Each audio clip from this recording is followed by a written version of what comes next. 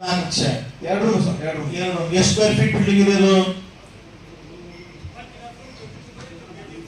ಸ್ವಲ್ಪ ಚೆನ್ನಾಗಿ ಕೇಳ್ತಾರ.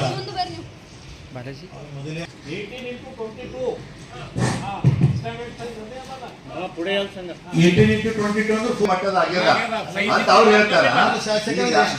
ಅದು ಒಟ್ಟು ಎಷ್ಟು ಸ್ಕ್ವೇರ್ ಫೀಟ್ ಬಿಲ್ಡಿಂಗ್ ಅದ? 440 ಸ್ಕ್ವೇರ್ ಫೀಟ್. ಎರಡು ಕ್ಲಾಸ್ ರೂಮ್ ಇದೆ ಅಂದ್ರೆ 440 ಅಂದ್ರೆ 880 square feet. 880 square feet 34 lakh estimate.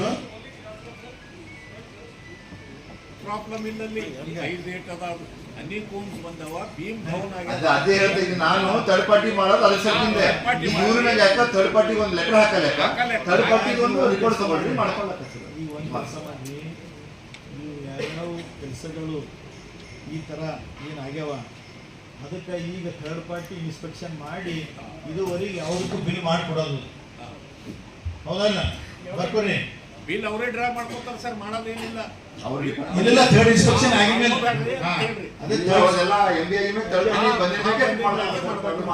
ಯಾರು ಮಾಡ್ತಾ ಇದಾರೆ ಅದು ಕೆಲಸ?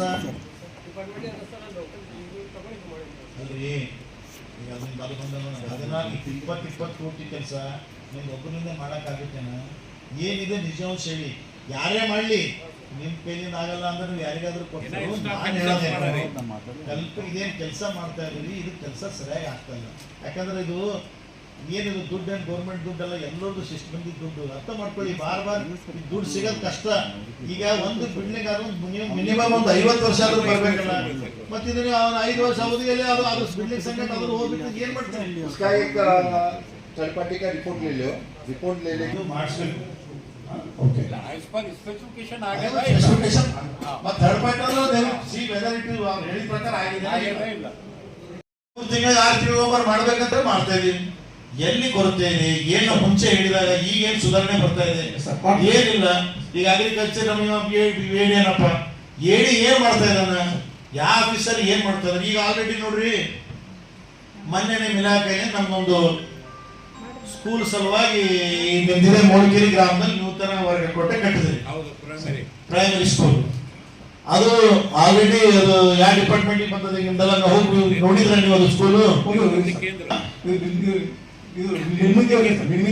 ಆಯ್ತು ನಿಲ್ಲಿಸ್ತಿ ಕೇಂದ್ರದಲ್ಲಿ ಅದು ಬಿಡ ಅವೆಲ್ಲ ಇದ್ರಾಗೆಲ್ಲ ಬಂದದ. ಅದು ಆಯ್ತು ಸುಮ್ಮನೆ ಅವ್ರು ಮಾಡ್ಯಾರ ಇವ್ರು ಮಾಡ್ಯಾರ ಅಂತಲ್ಲ ಸರ್.